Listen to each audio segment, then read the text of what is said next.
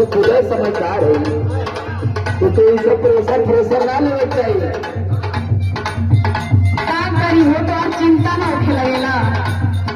हाँ, बड़ी चिंता वाली तू गली।